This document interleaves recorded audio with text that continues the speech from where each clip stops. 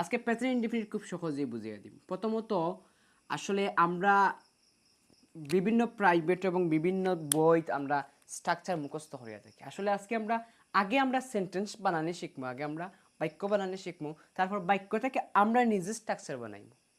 কিলে বানাইবো সহজে। আমি প্রথমে আগে বাক্য লিখি, আগে আমি বাক্য মেক করা শিখি। যেমন আমি এখানে লিখলাম, যেমন you are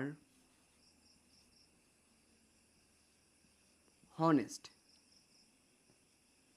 you are honest, তুমি সৎ। ইউ আর হনেস্ট, তুমি সৎ, তুমি এখন সৎ।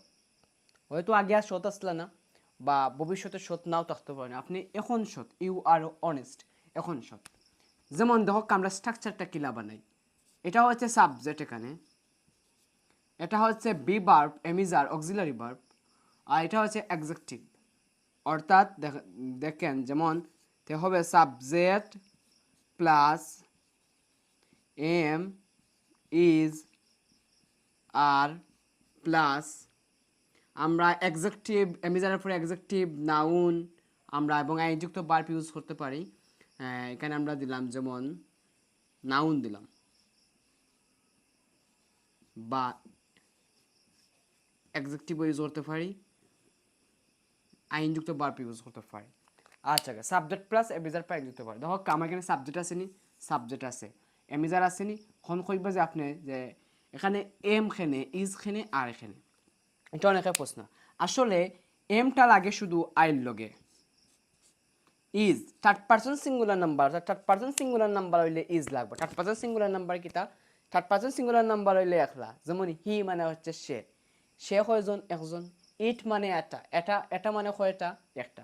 তাহলে থার্ড পারসন সিঙ্গুলার নাম্বার হইলে এটার লগে এস ই ইজ লাগবো।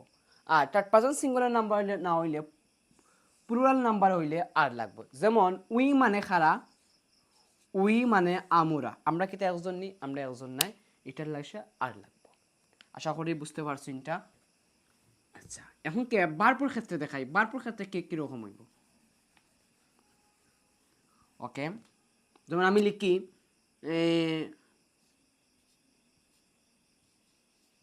আই গো, আমি যাই। আচ্ছা, এটা বাদ দিই। ওকে, লিখি যেমন আই লাইক হিম। এখানে এটা হচ্ছে সাবজেক্ট, এইটা হচ্ছে বারপের 1 নম্বর ফর্ম, এইটা হচ্ছে অবজেক্ট।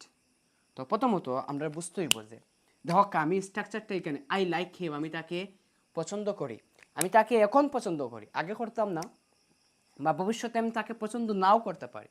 আমি তাকে এখন পছন্দ করি, ভবিষ্যতে নাও করতে পারি। তো স্ট্রাকচারটা দেখুন এইভাবে, যেমন subject plus V one plus object,